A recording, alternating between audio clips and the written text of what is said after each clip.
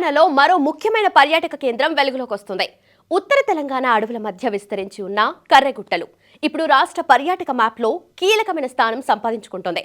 దాదాపు 10కి పైగా వాటర్ ఫాల్స్, దట్టమైన అడవులు మరియు ప్రశాంతమైన కొండ వాతావరణంతో ఈ ప్రాంతాన్ని చాలా మంది మరో ఊటీగా అభివర్ణిస్తున్నారు. ట్రెక్కింగ్, మడ్ బోకింగ్ మరియు సినిమా షూటింగ్స్ కు అనువైన లొకేషన్ గా కర్రెగుట్టలు ఇప్పటికే పర్యాటకుల దృష్టిని ఆకర్షిస్తుంది. యువత నుండి కుటుంబాల వరకు అన్ని వర్గాలకు ఇది కొత్త గమ్యస్థానంగా మారుతుంది. అయితే ఈ ప్రాంతానికి కేవలం ప్రకృతి సౌందర్యం మాత్రమే కాదు, ఒక బలమైన చారిత్రక నేపథ్యం కూడా ఉంది. ఒకప్పుడు నక్సల్ ఉద్యమానికి కేంద్రంగా ఉన్న ఈ అడవులు నేడు ఆదివాసీ సమాజానికి జీవన ఉపాధి వేదికగా మారాయి.